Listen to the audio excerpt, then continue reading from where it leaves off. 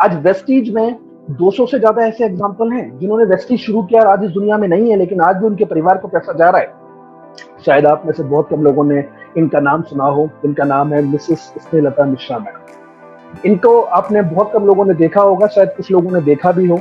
अगर आप इनको देखना चाहते हैं तो लीडिंग लेडी बुक में इनकी फोटो लगी है।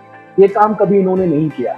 ये काम बिल्कुल इनके लिए वैसा ही था जैसे लोग आपको कहते हैं। कई लोग आपको समझाते होंगे और कई लोग आपको कहते होंगे ये तो चेन बनाने वाला काम है, ये करोगे बर्बाद हो जाओगे, बेकार का काम है, पागलों का काम है।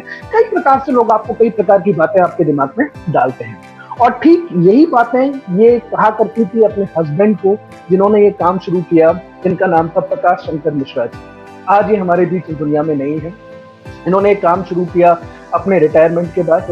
ये गवर्नमेंट एम्प्लॉय थे, रिटायर हुए। रिटायर होने के बाद इन्होंने ये काम करना शुरू किया। इनके 2 बेटे हैं, दोनों पेशे से सॉफ्टवेयर इंजीनियर हैं।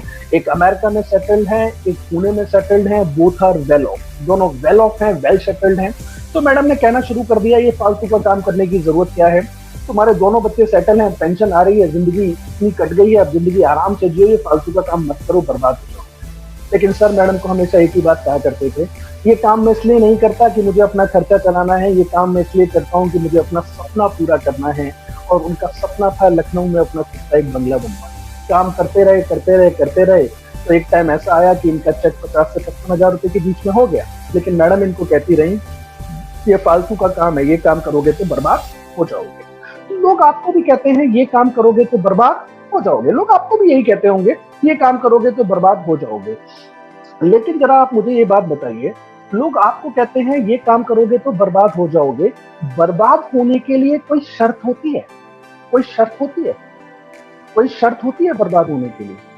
आप कहेंगे नहीं, कुछ कहेंगे हाँ, लेकिन बर्बाद होने के लिए शर्त होती है। सबसे पहली शर्त होती है, बर्बाद कौन होगा? जो पहले से आबाद होगा। आबाद हम हैं नहीं, बर्बाद हम प्रॉपर हो रहे हैं। कभी आपने किसी न्यूज हेडलाइन में या कभी किसी टीवी चैनल पर ब्रेकिंग न्यूज को देखा, एक बर्बाद आदमी बर्बाद हो गया? कभी सुना आपने? आबाद हम हैं नहीं, बर्बाद हम प्रॉपर हो रहे हैं। कैसी बर्बादी है? जब हम आबाद ही नहीं है तो बर्बाद हम कैसे होंगे? तो आज इस बर्बादी को मैं जड़ से खत्म करना चाहता हूँ। जो लोग आपको कहते हैं ये काम करोगे तो बर्बाद हो जाओगे, तो पहली शर्त, बर्बाद तो वो होगा जो पहले से आबाद होगा। दूसरी चीज, बर्बादी होने के लिए बर्बाद कौन होगा? जो कुछ लगाएगा तभी तो बर्बाद होगा। जो कुछ लगाएगा तभी तो बर्बाद होगा।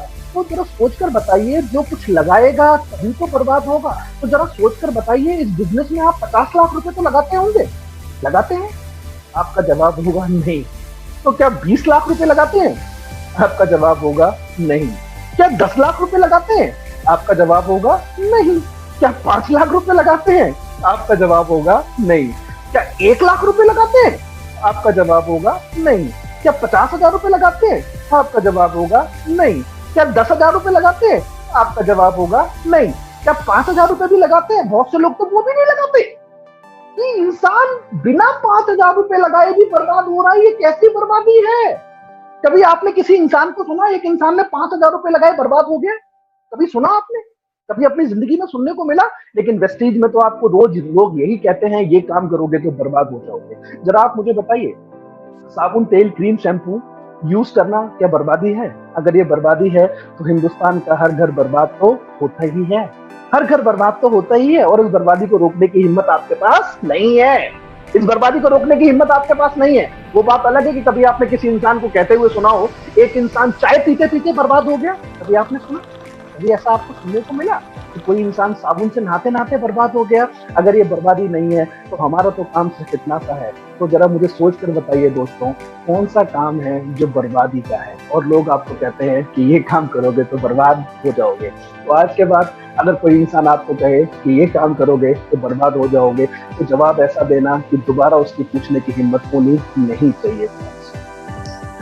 तो सर का चेक हो गया 50 से 55,000 रुपए का। कहते हैं कि आने और जाने पर किसी का जोर नहीं चलता। दुर्घटनावश सर का देहांत हुआ तो दोनों बेटे मैडम के पास आए और मैडम से कहा कि अब पापा नहीं रहे, अब आप अमेरिका चलना चाहती हैं या पुणे चलना चाहती हैं? तो मैडम ने कहा कि अभी मैंने कुछ डिसाइड नहीं किया कि मैं कहाँ जाना चाहती हूँ, मुझे थोड़ा समय दो, थोड़े समय बाद मैं डिसाइड करके आपको बता दूंगी कि मैं किसके साथ जाना चाहती हूँ। इसी बात को 3 महीने हुए और 3 महीने तक इन्होंने नोटिस किया कि जो पैसा इनके हस्बैंड के टाइम पर इनके अकाउंट में आ रहा था, वही पैसा इनके हस्बैंड के जाने के बाद भी इनके अकाउंट में आ रहा था।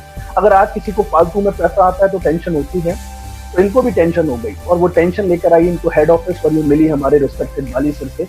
और इन्होंने बाली सर को कहा कि शायद सर आपको नहीं पता है, मेरे हस्बैंड के देहांत को 3 महीने हो चुके हैं और आपने 3 महीने में 55,000 रुपए के हिसाब से 1,65,000 रुपए मेरे अकाउंट में डाला है।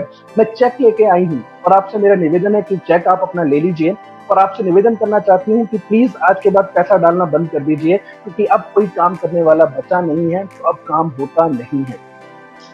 तो बाली सर ने इनसे कहा कि मैडम ये पैसा आपको इसलिए नहीं आ रहा कि आपके हस्बैंड इस दुनिया में नहीं रहे हैं, ये पैसा आपको इसलिए आ रहा है कि आपके हस्बैंड जो आपके लिए विरासत छोड़कर गए हैं, वो विरासत आपके लिए कल भी काम कर रही थी और वो विरासत आपके लिए आज भी काम कर रही है।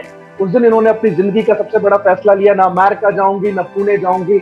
उठाया अपने हस्बैंड का फोन, कुछ डाउनलाइन के नंबर देखे, कुछ अपलाइन के नंबर देखे और काम करना शुरू किया।